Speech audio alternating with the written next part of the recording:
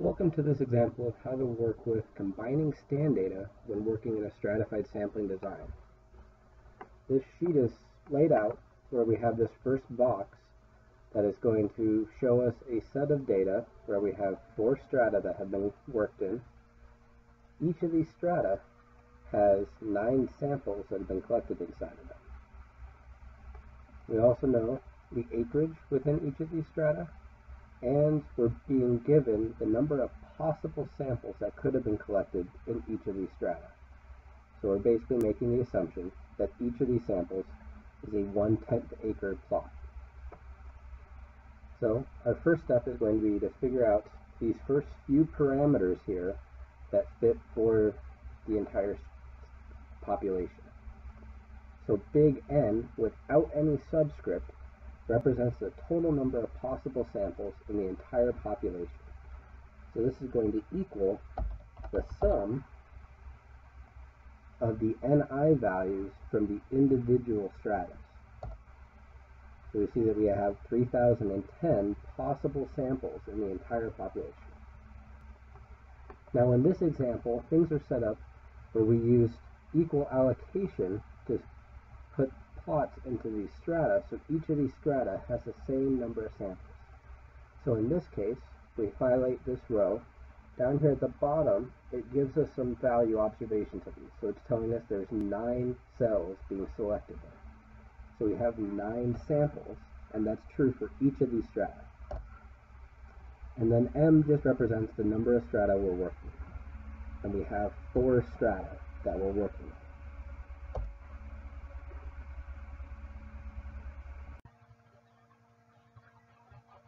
Now that we have the data organized within the Excel sheet, let's take a quick look at what our first step is going to be. We're going to want to calculate the estimator of the strata mean for each of these stratas. And we're going to do that by calculating just the sum of the individual observations that belong to strata I and divide by how many observations there are in strata I. And that'll give us the average for that strata. So this means, since we have 4 strata in our example, I is going to represent from 1 through 4, so we're going to wind up having 4 estimates of Y bar I, 1 for each strata.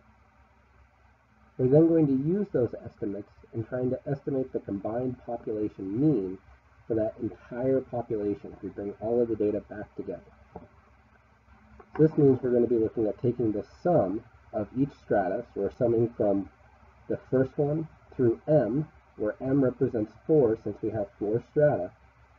And in this case, we're going to weight each of these strata averages by the proportion they represent of the entire population. So this is just going to give us a percentage they represent out of that entire possible population. And then we're going to sum up the 4 values we get from these. So in our Excel sheet now, we're going to want to scroll down to this lower box on the left here. This box is set up for calculating our strata means and then the combined mean for the entire population.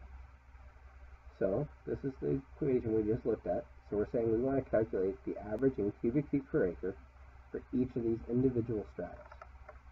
So this is simply our arithmetic mean formula with one extra subscript in here telling us that each strata is what we're trying to work in. So we can simply use the equals average function in Excel and take the average of the observations in those individual cells.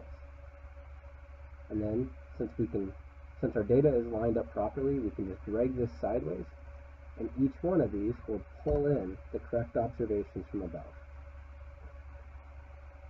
Our next step, though, is getting this combined mean for the overall population. This piece of the formula can be kind of tricky if we try and do it in one step. So I recommend splitting it out and calculating this for each strata before doing the summation. So this means we're going to want to take the N sub I for strata A, divide by big N for the entire population, and then multiply by the average from strata A. Now if we look at things, this big N has no subscript to it, so that means it's a constant in our formula, and we can actually lock it in place. And I'm going to do that by hitting F4 since I'm on a PC, or you could also hit Command T on a Mac to lock that value. And then we can simply drag this sideways and click on one of these to confirm things are still lining up. So we're pulling in the NI for C, the big N for the whole population, and then the average for C down below. So that's giving us this part of the equation for each of those. And then we can simply take the sum of these four values,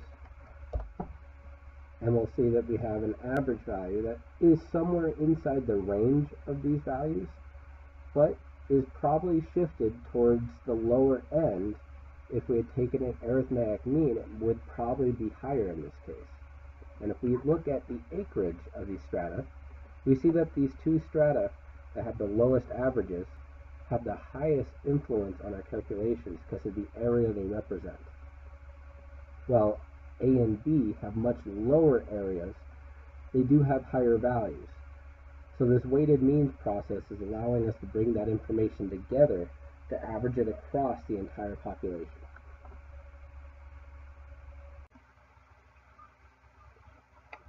Our next step in the calculation process is going to be setting up to get estimates of our variance.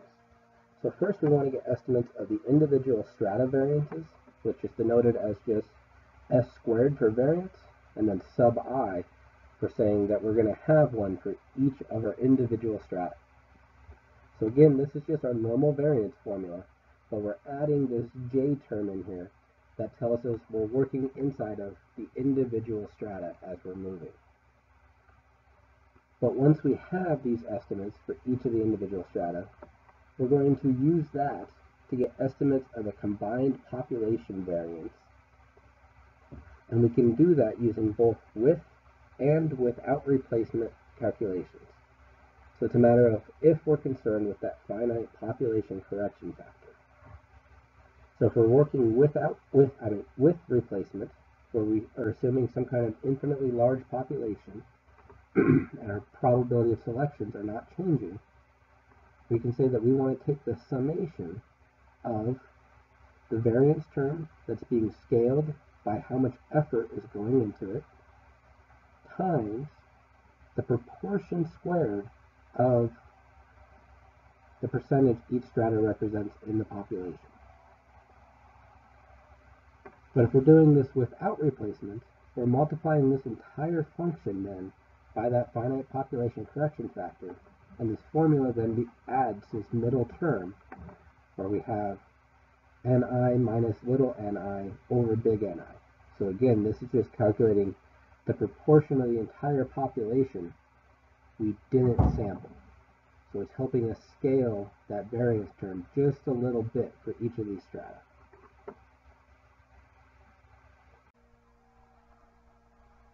So our next step is working through the strata, the variances for each of these individual strata.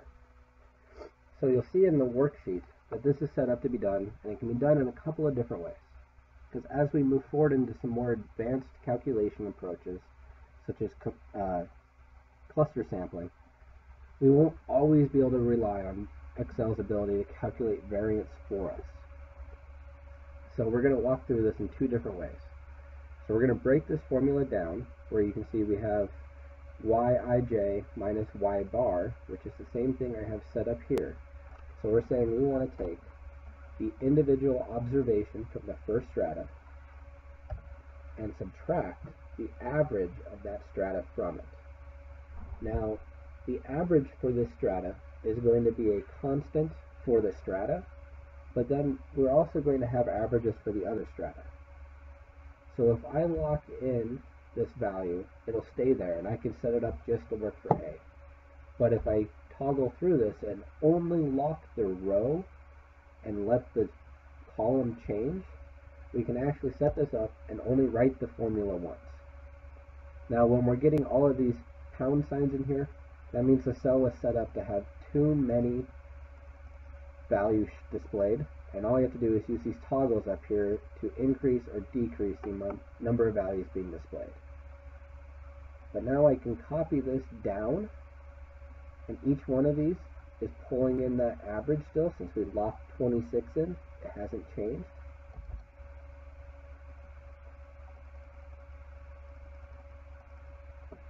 And if I highlight all of these, then I can take these sideways though, and each one of these is now pulling in the correct average as we move sideways. And then if we notice, the piece that's filling itself out for us is set up basically to square the outputs we just created. So we created the residuals. This is squaring the residuals for us. So now we have everything that goes inside of here for the summation. So for A, we're saying then that we want to take the sum of our squared residuals and divide by n minus 1. And since in this case n is the same for all of these, I'm going to lock this in place. And we get an estimate of variance of 368.75. Conversely, since we are still using just the basic variance formula, we could simply take the variance of these first 9 observations for strata A, and we get the exact same value out. And now if we come back to here, since I locked in that n value, I can drag this sideways and fill out the variance for each of these strata. So once we have these, our next step is going to be calculating our population variances down below here, where we have our with replacement and without replacement options. And you'll notice I have these broken out by their individual components to make our life a little easier and to show that we can just break these formulas down into more manageable pieces for the calculations. So our first step is to take the variance from the individual strata divided by the number of samples in that strata. So variance from strata A divided by the number of samples in strata A. Now, since we're using equal allocation and they all have 9, I can go ahead and lock this one in place. And I can take this sideways and fill that component out for each of these stands. Then we can get that finite population term that's been multiplied through, where we're saying we want to take the ni for strata A minus little n for strata A divided by ni for strata A. Now, since little ni is constant here, I'm going to go ahead and lock that in place, and I can drag this sideways now. Now, if we look at these values, we're saying we measured about 2% of stratas A and B and about 1% of strata C and D. And then we can go ahead and fill out this last component.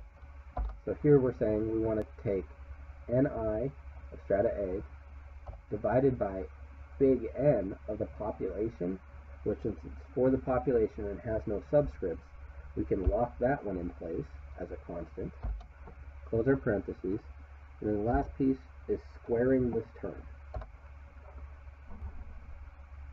And we can take this one sideways. Now, to figure out our without replacement, we're just going to multiply these down to set up this last component. So we're saying we want to take the first one times the second one times the third one. And we can take this sideways. And now we have this figured out for each of these, so all we're left with is taking the summation of those values. We're just saying we want to sum those up. And it gives us an estimate of variance for without replacement. In our with replacement, we could simply do the multiplication and addition in one cell over here, or I'm just going to click on this cell and say that I want to take this term times the other term that's in there, so this third term, drag that one sideways. So we want to sum that up, and we get an estimate for with replacement. You'll notice that there's not a lot of difference between these two values. That's because our finite population terms here are pretty close to 1. So we didn't sample a very large proportion of any of these stands. If these had gotten closer to being 0.95 or having a sample 5% of that population, we would start to see a bigger influence and difference between these variance terms. Alright, and the last piece that is set up on this sheet is this box all the way on the right side, where we're being asked now to calculate a 95% confidence interval for the combined population total using sampling without replacement, and then also to make a statement about the relationship to the true value.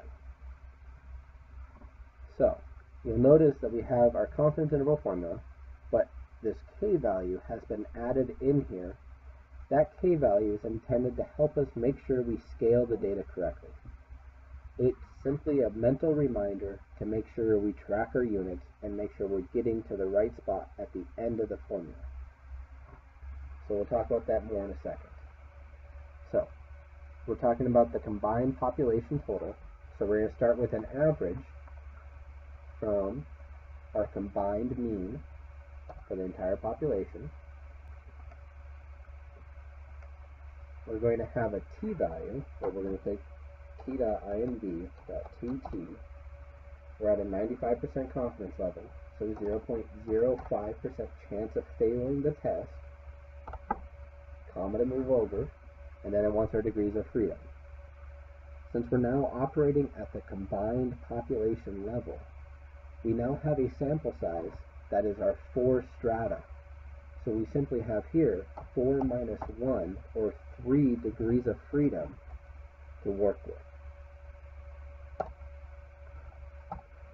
And then in our standard error, we're going to have the square root of a combined variance without replacement divided by that sample size of 4 that represents our 4 strata, since we're now at a higher level in our sample design.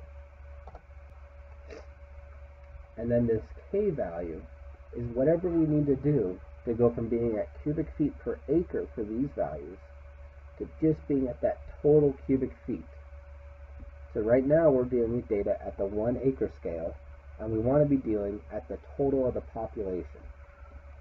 So in this case, we're going to let k equal the sum of the acreage within the entire population. So we have 301 acres that we're dealing with.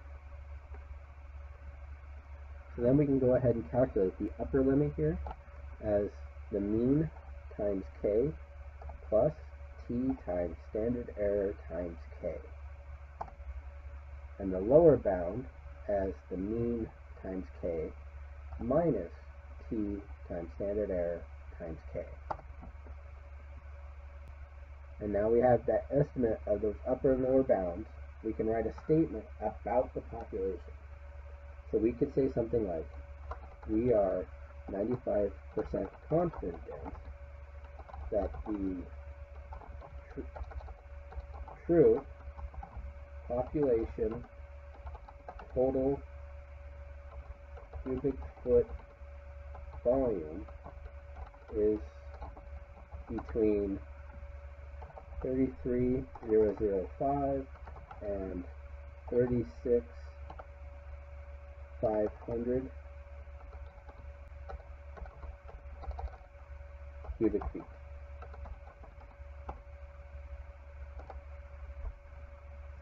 The last couple of things I want to point out is that for each of these, there's already an answer tab with all of these values filled out so that you can see the formulas and see how things are set up inside of here. One other thing that we need to look at real quickly is this other set of tabs down here.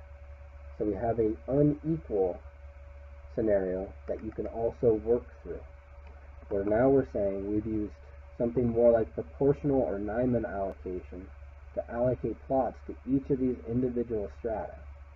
So strata C now has 15 samples, while strata B still only has 9. So we've shifted the sample allocation around to favor some of these other strata. So the only difference in any of these calculations are that we now need to keep track of little ni as it's changing for each of these strata. And again, as you work through this, there's another tab that has the answers already set up for this unequal scenario for you.